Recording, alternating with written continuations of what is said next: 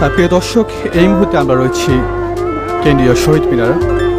আমরা জানি আজ 20শে ফেব্রুয়ারি, ঠিক রাত 12টার পরে কিন্তু অমর 21শে ফেব্রুয়ারির শুরু হচ্ছে।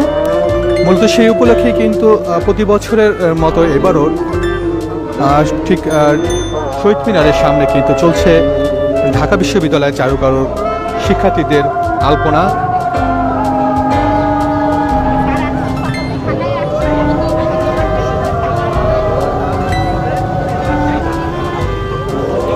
আমরা দেখছি যে আসলে এখানে কিন্তু বিশেষ করে সাদা, কালো এবং লাল 3 রঙের যে রং রয়েছে সেই রং দিয়ে কিন্তু মূলত আলপনা আঁকা হচ্ছে।